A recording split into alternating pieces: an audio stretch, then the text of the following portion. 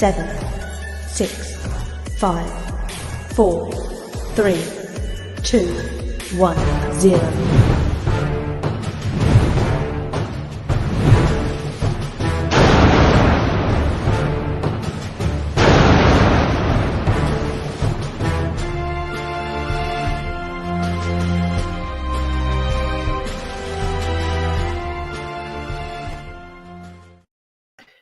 Hey everybody, and welcome to the Mayhem. Today, the Tampa Bay Buccaneers will take on the New Orleans Saints. Kevin Burkhardt and Greg Olson on the call, 1 p.m. Fox, and joining me is Chris King. Chris, it's good to have you with us, buddy. Glad to be here, Jim. How are you today? I'm well. We're waiting for James Cannida, who will be joining us very, very soon. This is a situation where this has been playing against New Orleans in New Orleans has been kind of like, the little shop of horrors for the Buccaneers, which ironically is interesting because in 1977, the Superdome in New Orleans was the, where the Buccaneers won their first game.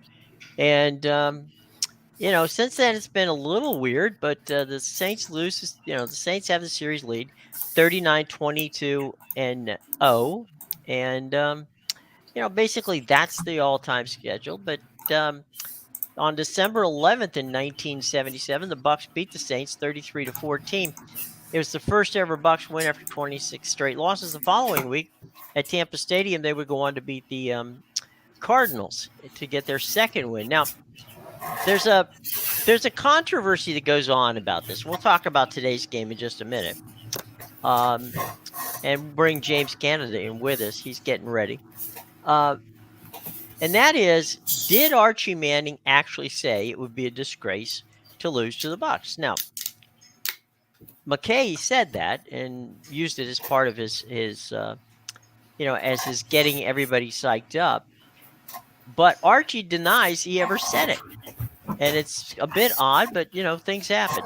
Hang on just a second. We'll bring in James. James, how are you? Good to see you, my friend. Good morning, or actually, I guess afternoon where y'all are.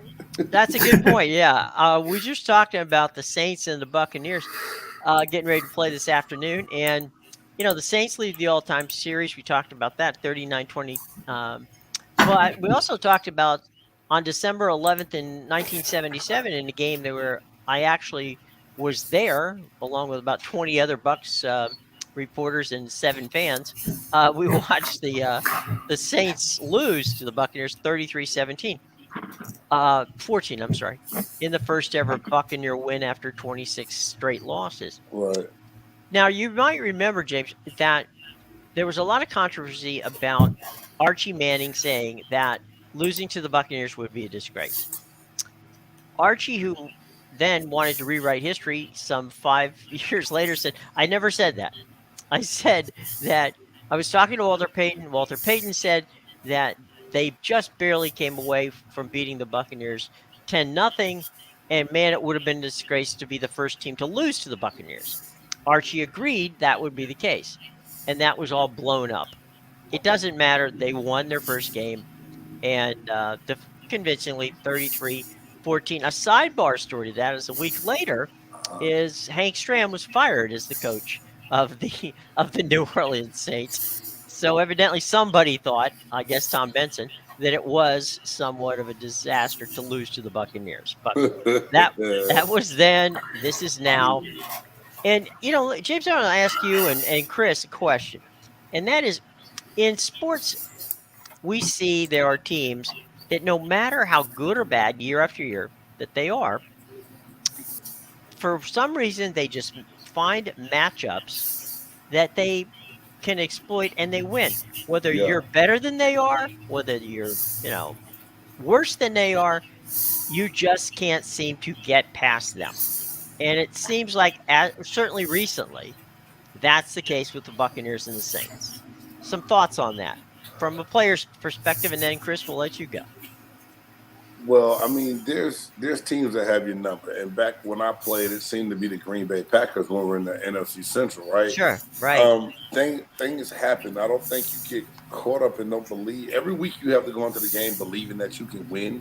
no matter what the circumstances are. If not, it's going to be for a long season, right? Right. But it's something about the Saints in this matchup right now. Although I did a show on Friday with a Saints fan, and I told them that, we still beat y'all when it mattered most in the playoffs. Right. So you can talk about the 4 regular season wins you have against Brady, but when we needed it the most, we got the W, right? Right. So that's why I believe that can change today. And I think that it has to change today so it doesn't become a mental thing. Because I believe, NFL players, not just NFL players, professional players are creatures of habit. And if you start to do things over and over again in your mind, it becomes a habit, and then it's hard for you to get over that slump. Right. But from a player standpoint, as far as weekly, you go in every situation thinking that I got just as great a chance to win as anybody else any other week of the year. So, I believe those guys in that locker room believe they can come in and win today. But at the same time, we know it's going to be tough, and I know we're going to talk about it. With everybody being banged up like they are, it's going to take everybody that's active to contribute and play a part in winning this game today. Right. Chris, you're the numbers guy. What, from the standpoint of the numbers, as we talked about it, teams having other people's number, how does that bear out statistically? Well, you can go back to, ask Marty Schottenheimer how much fun it was playing Denver in the playoffs. You had the drive, then you had the fumble, then 2 years later they got blown out in '89 in the AFC title game. Lately, you've seen it. Josh Allen has owned the Dolphins. It happens. It doesn't bode well for some of those teams. I don't think that it's going to affect Brady as much because he's been there and done that so many times in his career. And like James said, when it mattered the most, they came up with a win to knock New Orleans out of the playoffs. But, it's every situation is different. In this situation, it's not as big of a factor, I think, as it would be in other games. I just think that if it was a lesser team, a team that, not to throw the Lions under the bus, but, they find a way to lose games that are close all the time, then I could see it getting in their heads. But this is such a veteran-laden team in Tampa Bay. I don't think it's going to affect them as much as it could a team that hasn't had success. Right. James, we've talked a lot has been said over the last week or so about Tom Brady and the offense and going to New Orleans, and then Jameis, he's stepping up and getting his first shot, his real first shot at starting in a big game against the Buccaneers. But again, I'm going to get you and Chris on this. To me, you said something last week that was a Dungyism, and that is offenses win games, defenses win championships. Would I be wrong to think that this is more of these are two teams that have good defenses that are carrying for the moment offenses they're trying to find themselves? I think that's a fair assessment when looking at these teams. And like I said, week one, I hate the first 3 weeks of the season because it's just – and week one is as sloppy as, like I said last week. If you look at that game, I honestly thought that New Orleans would go into Atlanta and win bigger than they did. That come back from behind and win, 27-26? Yeah, it was a very close game. But at the same time, they had some offensive pieces. But at the same time, a lot of that was done and predicated on their defense. And the same thing with Tampa. But 6 trips in the red zones, 5 field goals we had to kick, only 1 touchdown, missed 1 field goal. But the defense was dominant all day long. But I still Leonard Fournette gave us a glimpse of I'll take 21 for 127. Right. And running the ball. I'll take that. No touchdowns to go with it, but I'll take that, right? But at the same time, you come away from it, first thing you're going to say is like, man, that Tampa Bay defense looks good. They carried the team. They carried Brady tonight, which Brady, the offense got us in the red zone. They just didn't complete the drives that we want to see them complete. And you got to at least get half of those. You have to make half those possessions in the red zone touchdowns and not field goals for people to feel like, okay, my offense is clicking and gelling again. But I'll say it every day, every level. I tell my kids this every week at school that offense is great, but without defense, we still won't win this game. Right. So I'll believe Coach Dungy etched that in my brain. It's never leaving. ever. So Coach Dungy has a condo in your head. Is that what you're trying to tell me? Yes. Okay. That Dungyism right there lives right there. That and nothing good happens after midnight. Oh man. We have the point you made about Leonard Fournette. The other thing that helped was it burned the clock. I mean, it made the game shorter. Yep. And if you can make the game shorter, then there's less mistakes you're going to make, and there's less opportunities to blow the game, and especially when you get a lead. So I think that was probably one of the most interesting things that I thought came of of last week's game on Saturday or Sunday night. So some good takeaways there from that, and also, as we said, they played good defense. Now, this week, it's they're going to the Superdome, and the Superdome. James, you played in the Superdome. Mm-hmm. I don't think people get a grasp of how big that place is, and how loud that place is. That's the part right there. It's And loud as all and get up. because it's all concrete, and the voices are bouncing off, are bouncing off the walls, and that place can get loud fast, and it can be very difficult to hear anything in that building. And it's the world's largest indoor structure for a sporting team, and it's big for a reason. And tell us a little bit about playing in New Orleans, and specifically in the Superdome. It's crazy because, when the visitors walk in, and you come through a tunnel, and you have to go across the field to go to the opposite end zone to get into your locker room. Right. They dim the lights. They have music playing. Right. And it's just like, it almost feels like you're on a death march. Like, where am I going in this dark building with this gloomy music playing? And then they put you in this little closet-sized locker room that is like, all right, man, this building is this big, and this is all you can give us for space. Right. For lockers. Is like, give me a break. But it's electric in there. It's electric. And Saints fans, I think they have one of the better fan bases in the NFL when it comes to people that really love their team and go to bat for that team. And, it can be tough. You have to score early. You have to dominate early to try to take them out of that game if you want to make it a more manageable game. If not, it's going to be deathly loud. You're not going to be able to hear yourself think. You're going to have the false starts on offense if, they can't get the snap together. It's a tough environment to play in. And like I said, a lot of people don't realize. A lot of people say, well, there's other domes, there's other noises. Like you said, that concrete and the way it amplifies the noise and the sound effects. And I swear, I think they add a little homemade sound effects into it to make it a little worse. As well. They juice it a little bit, huh? Yeah, I think they amp. They got a couple like playing somewhere on a on the PA system to make it a little louder. I think. Right, to make it, give them a little boost. Yeah. But the who dat is something that you hear a lot in New Orleans. Chris, home field advantage. When we talk about it, statistically, is that a thing? It hasn't been as prevalent in the last few years as it was probably back in the 90s. But, I mean, it's still there. But for every good team, I hate to pick on Detroit, but, I mean, they're there, right? Right. I mean, you get teams like Detroit, or you get teams like Jacksonville, or, I don't know, throw out another doormat that everybody hates. How about Cleveland? Sure, yeah, Cleveland works. Yeah. Where, they don't fill the stadium. It's not loud. And it's for some of those teams, it's like, it's just another home game.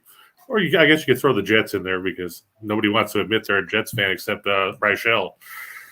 Or you could throw Philadelphia in there if they're losing. Well, true, but Philadelphia will throw batteries at you regardless whether you're winning or losing. Right. Yes. Point well taken. Yes. But it's kind of funny when you look at it about the home field advantage, like Chris was saying.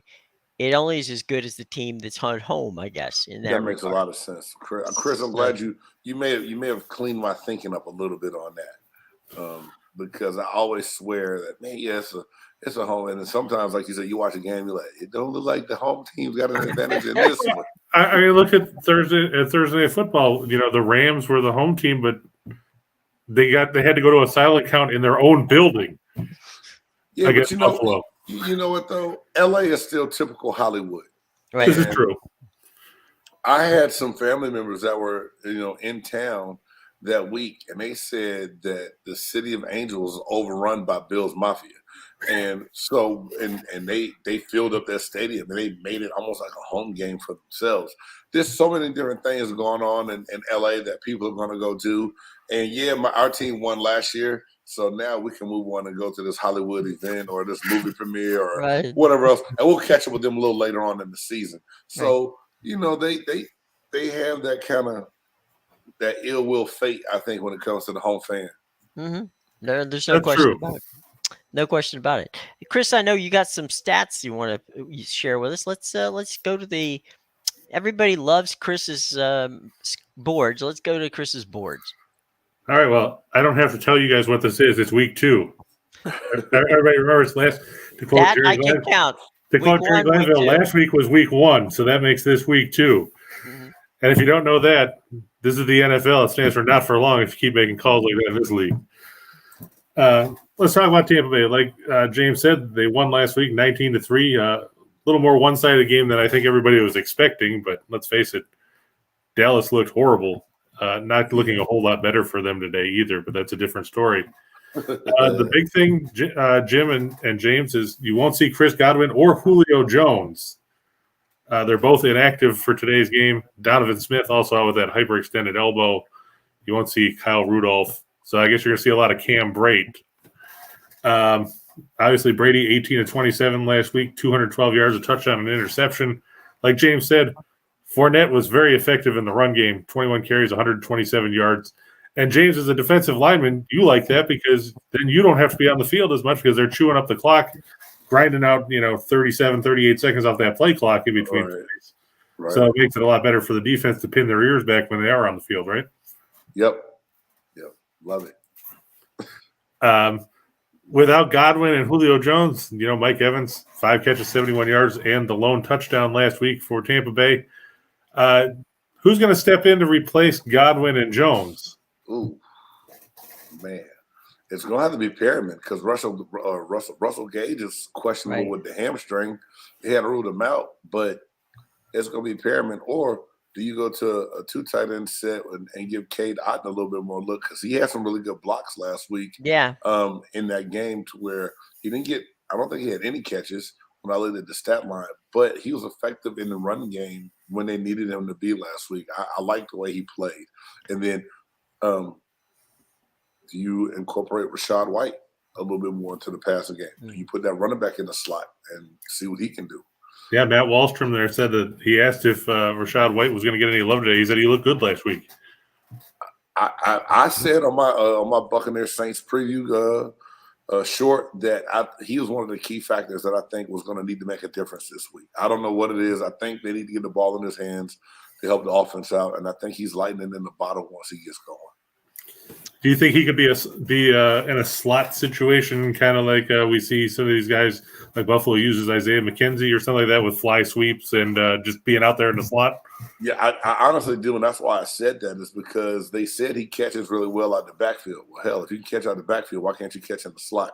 Widen him out or even start him in the backfield, put him in motion out there, go a 2-back set, get him in space to where you may have a linebacker on him. Depending on what the formation looks like ahead of time, and we're going to be creative. I think this week against this defense, especially with the injuries we have, we're going to have to get very creative. And James, let me ask you, and Jim, I'll ask you too. Sure. The offensive line with all the issues, Stenny and Jensen and Marpet and all those guys are gone, and now Donovan Smith is out. James, if you were Cam Jordan, how would you be feeling going into this matchup?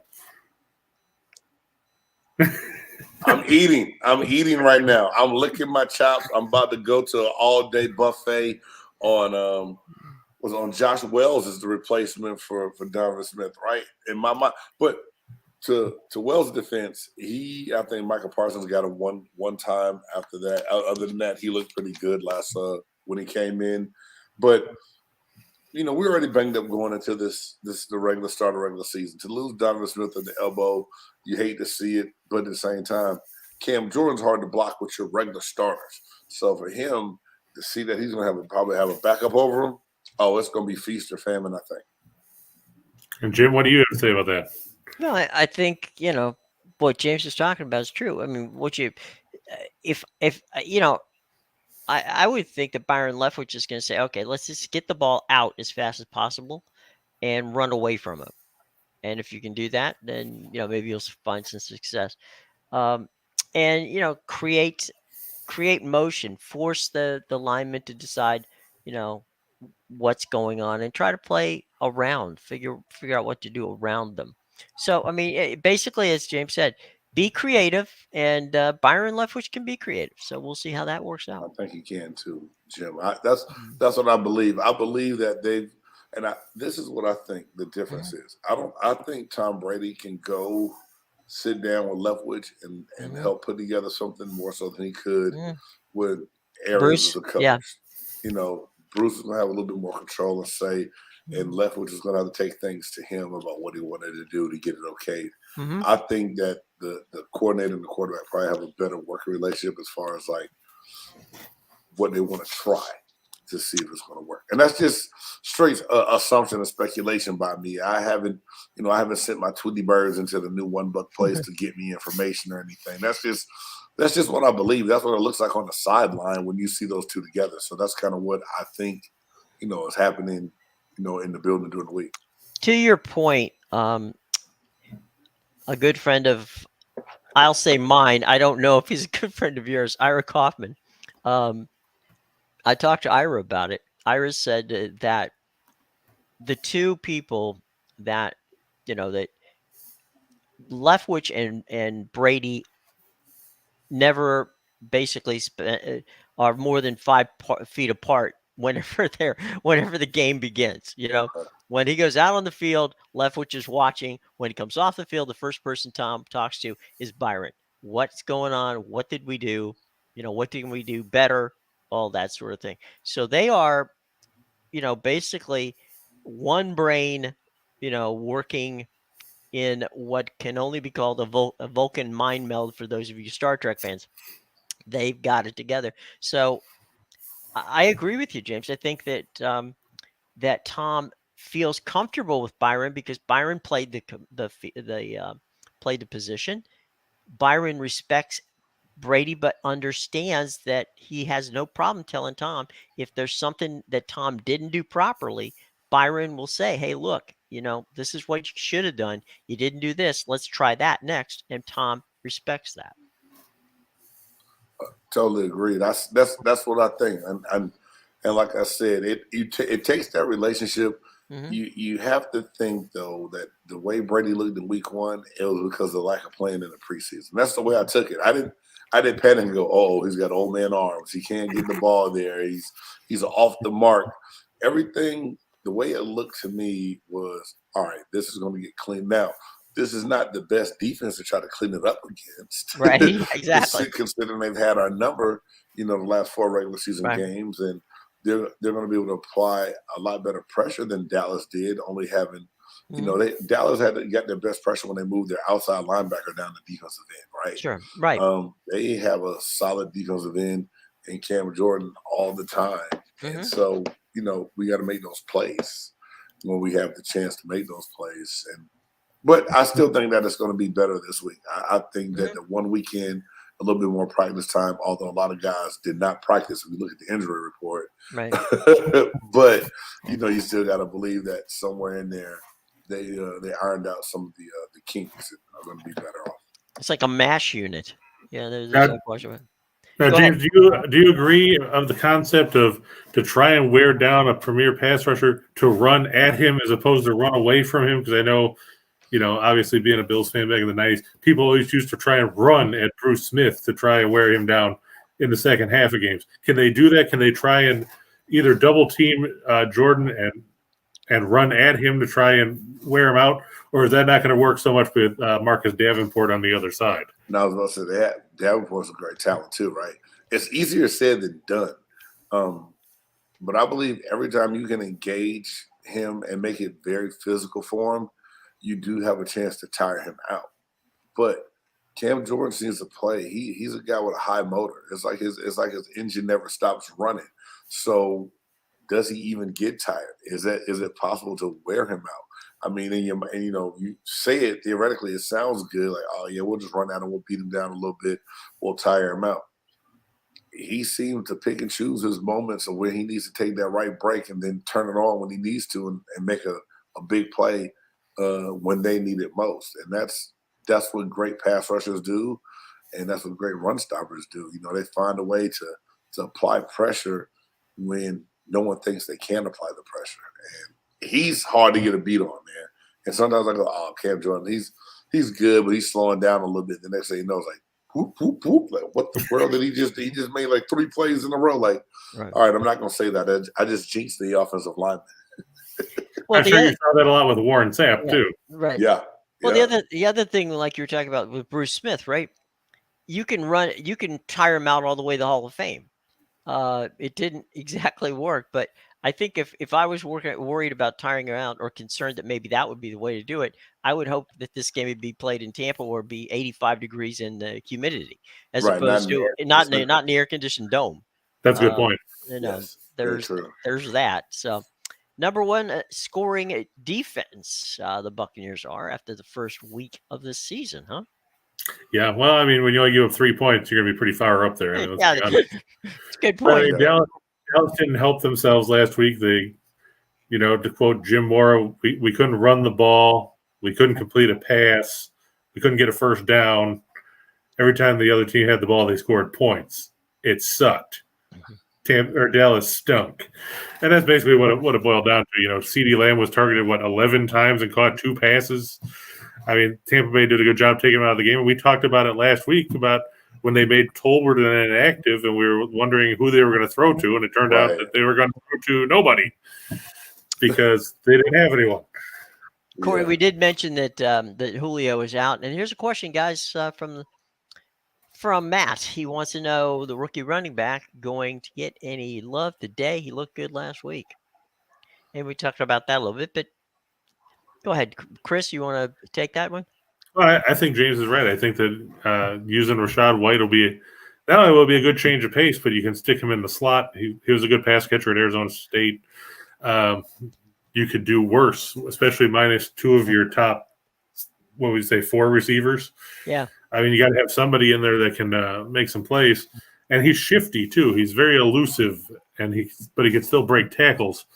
Putting him in there, alongside Fournette, if you go to a 2-back set, it would be kind of like Thunder and Lightning with Zonka and Morris almost. Let me ask you guys one quick question with regard to that. Would it be fair to say that he's not exactly this, but is he Tyreek type? I mean, like they do in Miami, used to do in Kansas City. Can you play him that role? Can you? Because he's speedy, because he's quick, because he's actually sometimes you can't see him because he's small. Is he the kind of guy that you could sneak into that sort of role? He's not cheetah speed like Tyreek Hill. No, very few people are. He's quick, he's fast. I think with the utilization is going to be a little bit different because one's a running back by nature compared to a receiver that can get the end around and change up on the jet sweeps and things like that. Mm-hmm. But I still think you can get that type of creativity, like you may be able to run a little bit more bubble screen with him. Right. You might be able to jet sweep and run a natural drag route going to the outside and get him the ball that way. It's different things you can do to get him the ball because of how he is and how he catches it. And like I said, they're going to have to be creative. And I'm hoping a solid dose of Leonard, if that hamstring is not too banged up, too beat up on him, that then you mix in that third down back and Rachaad White and see what he can do to help you out. Makes a lot of sense. White reminds me a lot, and James, you might agree, you might not. Reminds me a lot of what Danny Woodhead used to bring to the Patriots and then the Chargers and so on. And he's a lot like Austin Eckler now. He's a little bit bigger than Eckler, but still the ability to make plays out of the backfield and be a valuable safety valve is something that can't be overlooked, especially with the way Tampa Bay's offensive line is in disarray. That's a great comparison right there. I didn't even think about doing that thing. But, yeah, that is a good way to think about the utilization of him and what he can do to help. And like I said, it's nothing harder when you go a base set and you have a base defense against you, but yet that running back has to be covered by a linebacker. Yes, linebackers are a little bit faster than they were back in the day, stronger, but it is still hard for a linebacker to cover a speedy, shifty running back. Very hard. Well, we got Brady 0-4 during the regular season against the Saints since joining the Buccaneers. But as James pointed out, the one that counted is the one that they won, which was the playoff game. So, and I've got an interesting number about why that could be too on the next slide, Jim. Well, let's go to the next slide. Like James said, the Saints were down 26-10 in the fourth quarter, and then Atlanta did Atlanta things. Wouldn't be Atlanta if you didn't blow a double-digit lead in the second half of a game, right? They lost 27-26. Alvin Kamara is not going to play today, guys, and I think that's going to be a big thing for the Saints. You talk about what White could bring to Tampa Bay.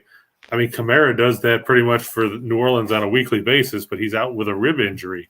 So you're going to see a lot of Mark Ingram. And I think they saw Latavius Murray, didn't they? I think so. Yeah. But, I mean, Murray can't replace what Kamara does either. No, and Ingram's not as good of a pass catcher. Right, but Murray's a decent back.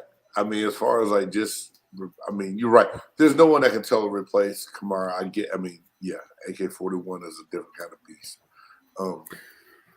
That makes me smile a little bit more looking at this. Yeah, you also don't have Traquan Smith, though. I don't think he'd be as much of a factor now that they've got Olave and Mike Thomas is back. Jarvis Landry had a good game last week. Winston, 23 of 34, 269 yards. He threw 2 touchdowns. He was sacked 4 times.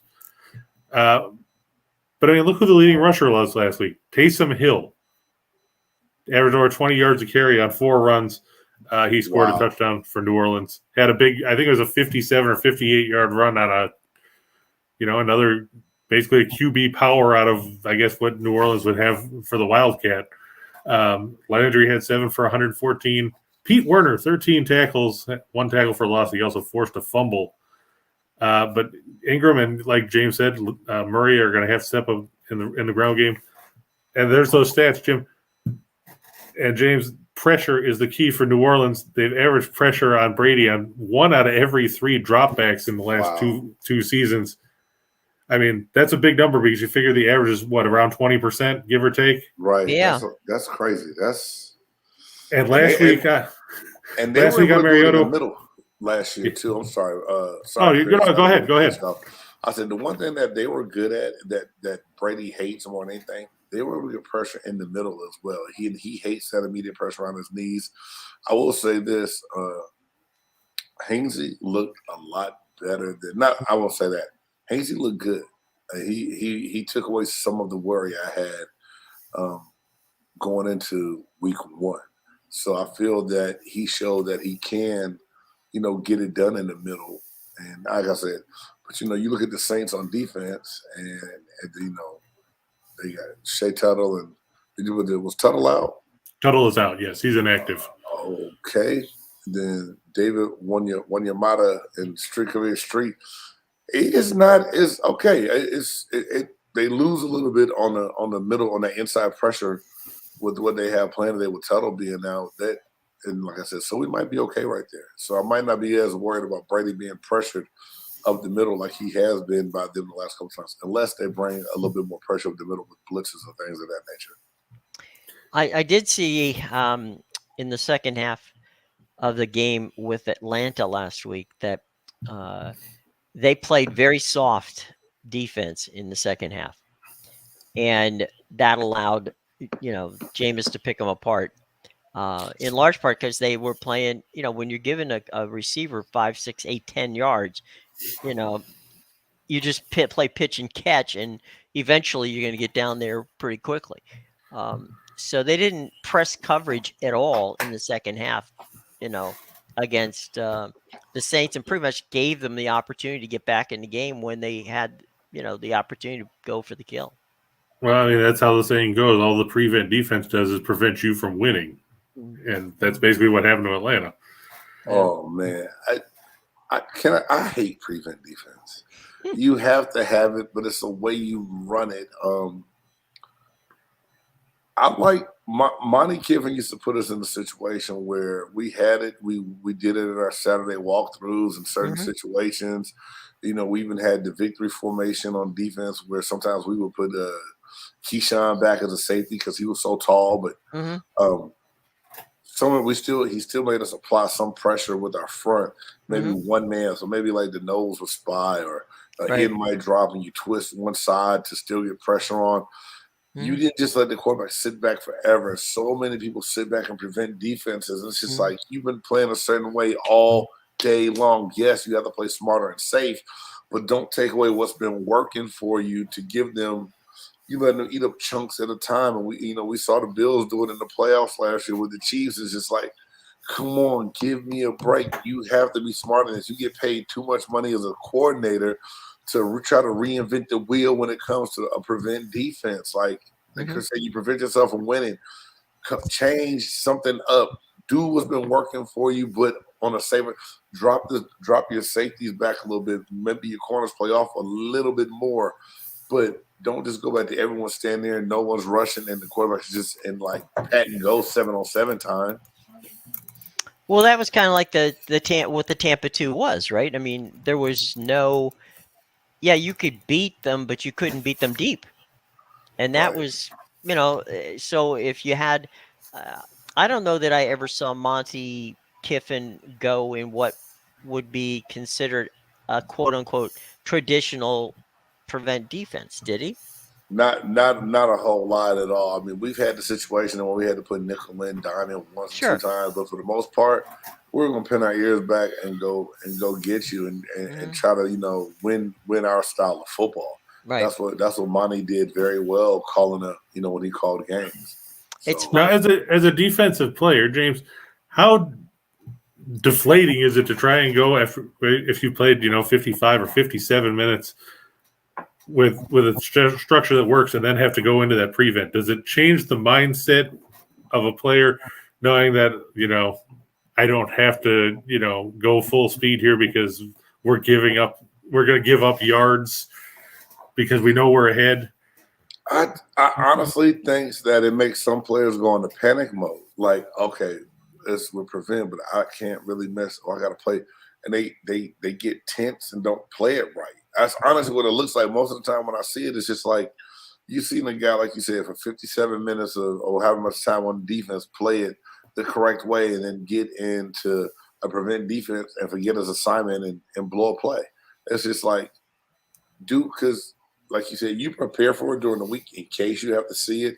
A lot of times, most games are decided before you come down to just that one moment, and you don't see it a lot. So all of a sudden, to go do something that you hadn't done a lot, especially like it's later in the year, like it makes you overthink the situation, I believe. I remember in college that Jimmy Johnson, when he was at Miami, Jimmy ran, Jimmy was a defensive-minded guy, and Jimmy ran, they blitz.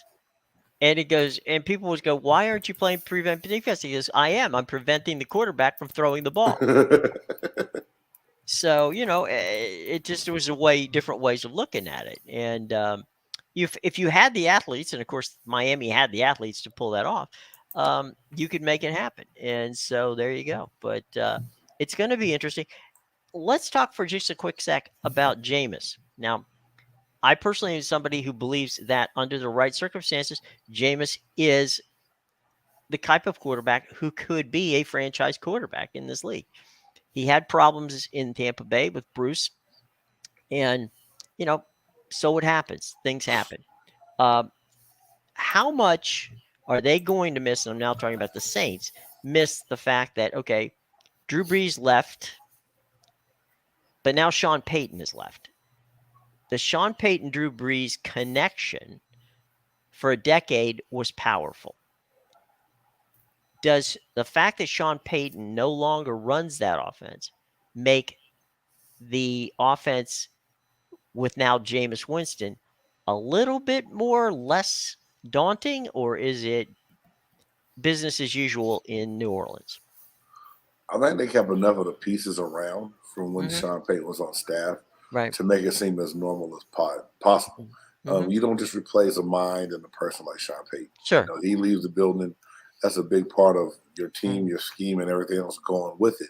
Sure. But I still think, and I've said this before, I think Jameis Winston with consistency can be a dangerous quarterback. He's still, even though Sean Payton is not there, it's still the same structure and system that he's been in for 3 years now. Yep. That it looks, he didn't have 23 for 34, 269 yards and 2 touchdowns. It's not horrible. And playing at home is going to be a little bit easier than on the road.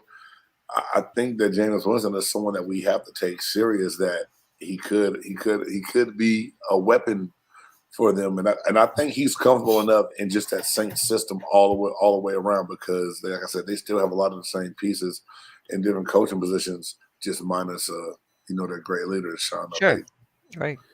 Let me ask both you guys now. Like James said, Winston's playing at home and all that. But if there's a team that's familiar with what Winston can do, is both on the positive side and the negative side of the ledger, it's Tampa Bay. How does that benefit the Buccaneers defense going into this one? Habits and tendencies. I mean, although some of those guys that are starting now are new, but for the most part, when you play against someone that you practiced against before, his count, and you know how to read the drop back, you know how to read his language, when that shoulder drops forward and the hands coming off the ball, when it's going to come out.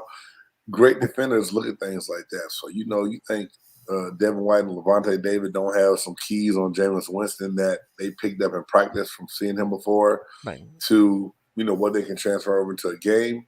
It plays a good part for your defensive guys to know some of those tendencies from what you've learned in previous camps and everything else. And they know how to get in his head. And that's another angle. So mentally they could perhaps. But, Jameis reminds me, and, not because he's a black quarterback, because he's a quarterback who is black. Okay, so let's go there. But he does remind me early in the career of Doug Williams. Doug had some problems. Doug overthrew some passes. It wasn't Doug. His problem was the receivers that he had on the Bucs at that point in time were not exactly the greatest. And secondly, his just getting timing and acclimated to the National Football League. It took him a little while to get there, but he got there. And that's where I see in Jameis. It's not that Jameis can't make the throws. He can make every throw that you could possibly want. He's got the IQ of a good quarterback from that standpoint, offensive IQ. It's just, are they going to be able to put the pieces around him to make him successful? Because that's where, it's going to be, his theory of the case on becoming a franchise quarterback depends on game plan and the people around you. And I don't think Jameis physically has any issues or problems of being a franchise quarterback, other than getting the right people and the right personnel and the right game plan to make him, put him in position to win. So, and Doug Williams, like you said, he got better as he went along. He spent some time in the USFL with right, the Wranglers. The Wranglers. Right. And then then he went to Washington and won a Super Bowl ring. Mm-hmm. So I mean, you're right. It's also based on the talent around you. And like you said, in Tampa Bay, when he started, Tampa Bay didn't have any. They didn't have as much as they needed. But I remember seeing seeing Doug. I was doing USFL at the time, and he was in Arizona, and we decided we were going to get split a quart of ice cream, and we were outside, and that quart of ice cream became a milkshake in about 4.5 minutes out there. Out there. That's not right. I mean, two college graduated people were sitting here going, eating. It's 104 degrees. We're eating ice cream out of a carton and going, why is it melting so fast? Well, it's 104 degrees, you idiots. At least it was only 104. It could have been a lot worse. I love that it's dry heat. Well, yeah, so it's a microwave, but I'm not going to stick my head in it. Well, yeah, but I mean, compared to what you guys were talking about in Tampa, 104 that feels like 90 is better than 90 that feels like 105. That's a good point. Hey, let's jump around the league here, talk about some of the games that we got coming up. Okay, here we go. First one on the board. We're going to go through the NFC games. Carolina at the Giants. Joe Davis and Darryl Johnson on the call. It's 1:00. It's on Fox. I don't like Carolina. I don't like Baker Mayfield. I didn't like Sam Darnold. I have to hear about Carolina because they're still close enough to hear that they're the only team they'll talk about because nobody wants to talk about Atlanta. I like what the Giants did last week. They played better than expected. Saquon Barkley looked really good. Sure, Tennessee helped them by running stupid plays like who runs a tight end fly sweep on 3rd and 1. And then they missed a field goal at the end. But the Giants actually looked like a bona fide National Football League team for the first time in 3 or 4 years? Yeah. I'm going to have to go with the Giants at home.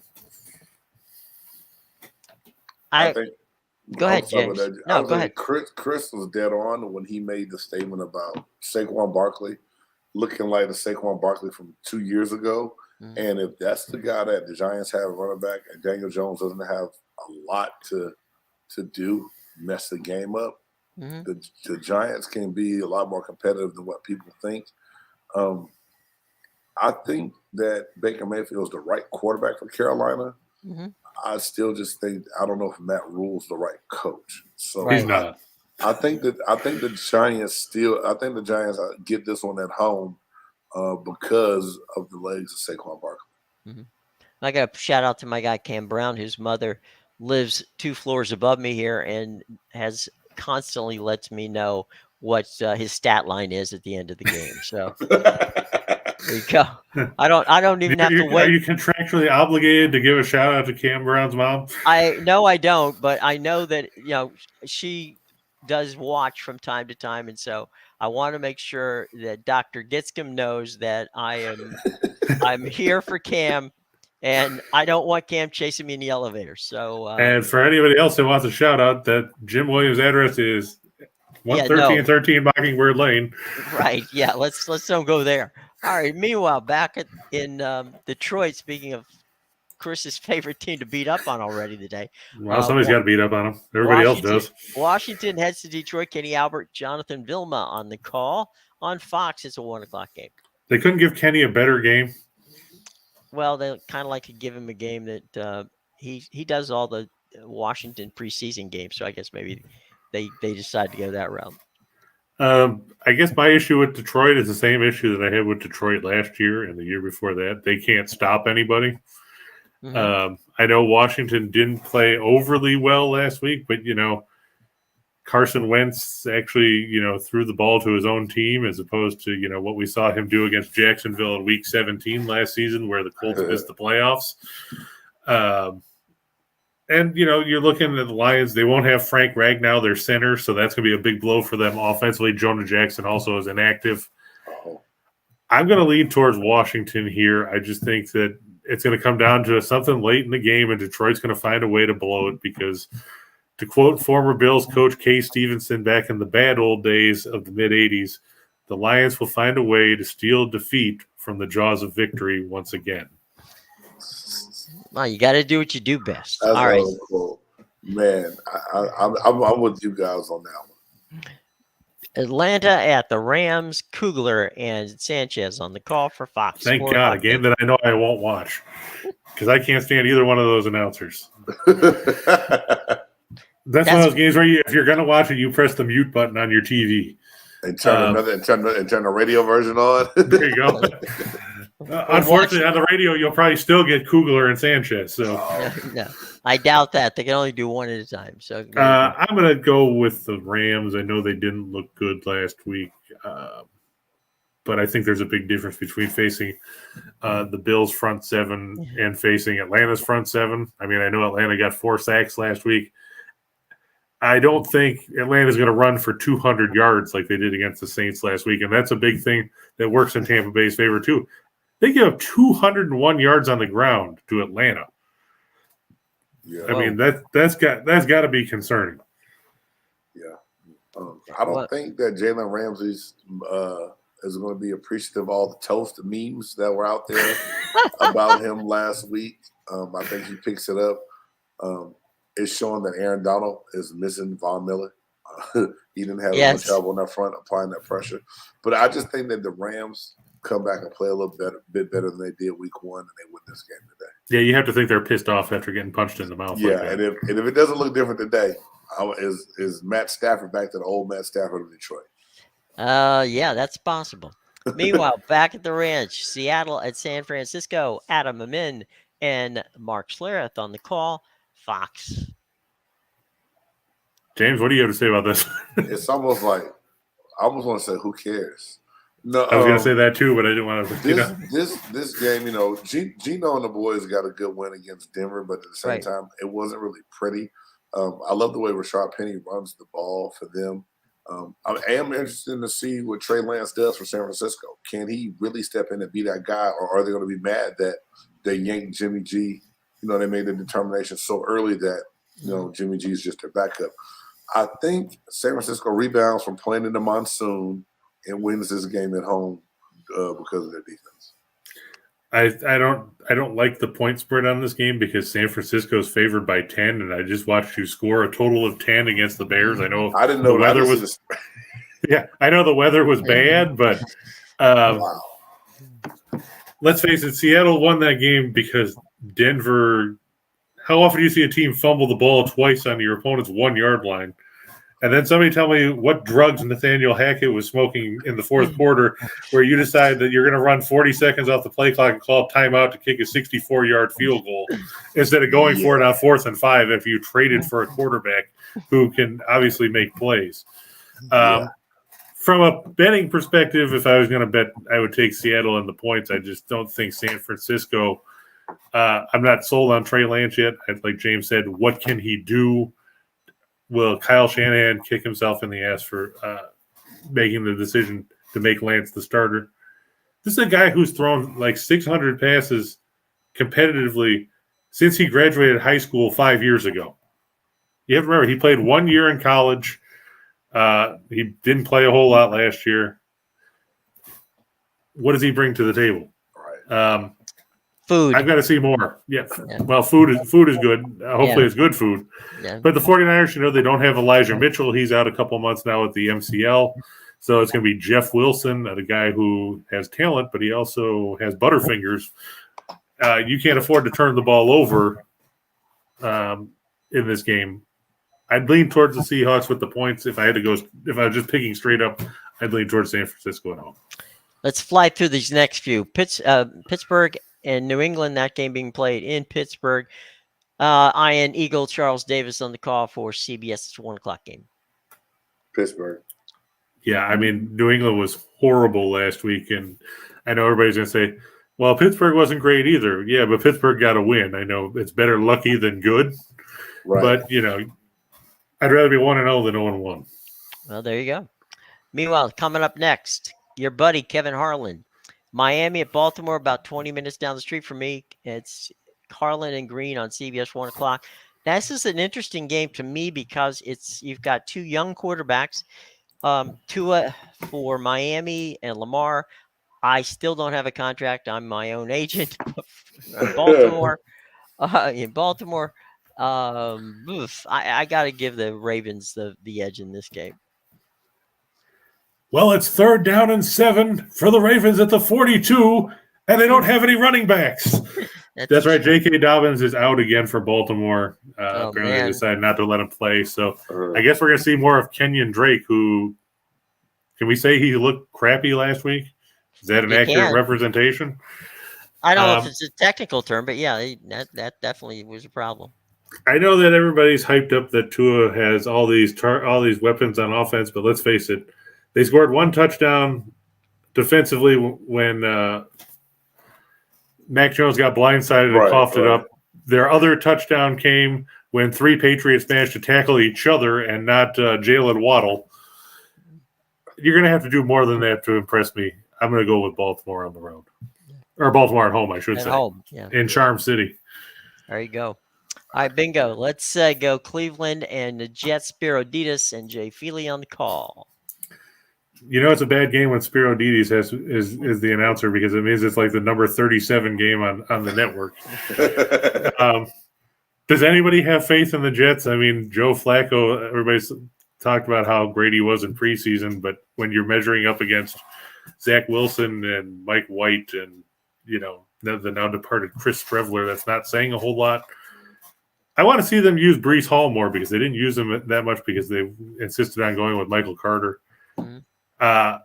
Cleveland will just run the ball down the Jets' throat. Jacoby Brissett's nothing but a game manager at this point. He's not going to beat you with his arm. They're just going to give it to Chubb and Hunt all day.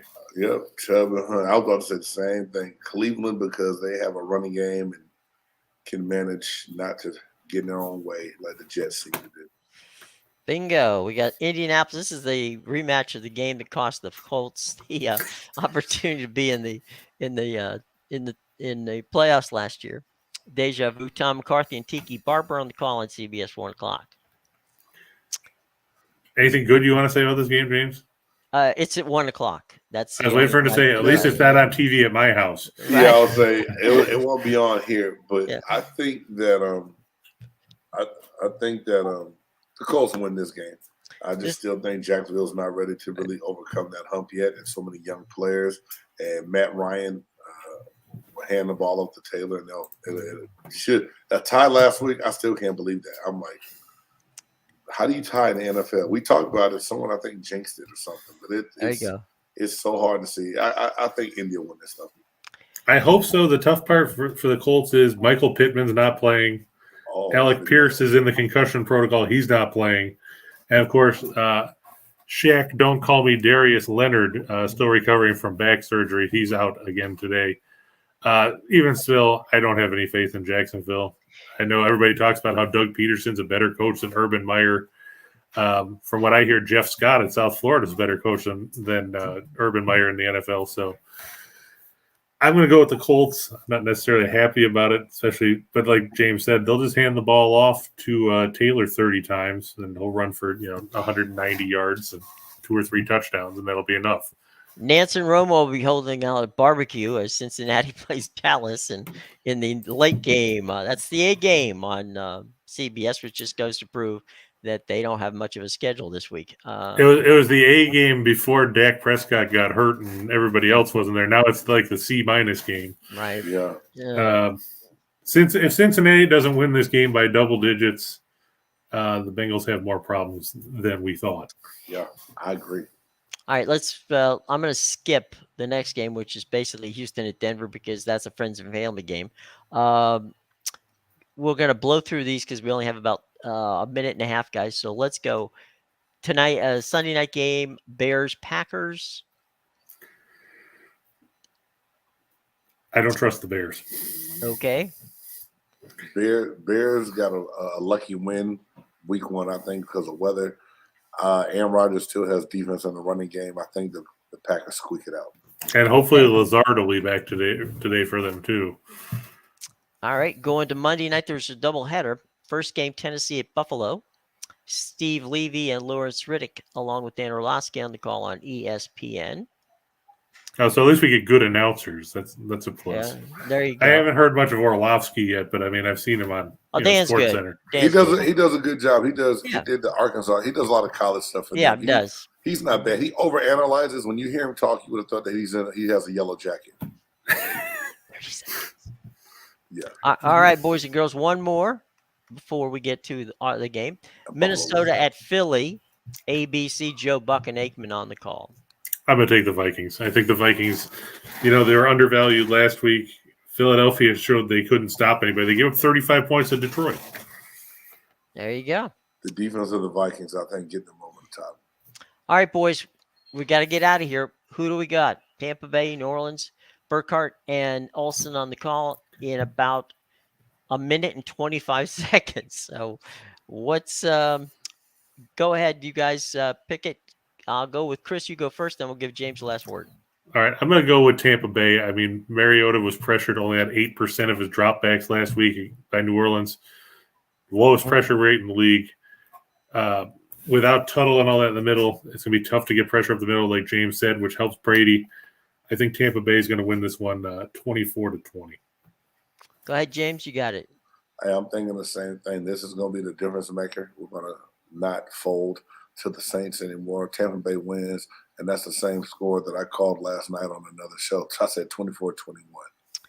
Okay, boys and girls. I take Tampa Bay. I think it's going to be a low-scoring game. I'm going to go 21-14 or 24-17, one of those situations. But they'll win. They'll win close. Guys, thanks very much. We'll see you next week as the Buccaneers play the Saints today. Enjoy the game coming up right in about 45 seconds over on CBS. Take care, everybody. Have a great and a safe weekend.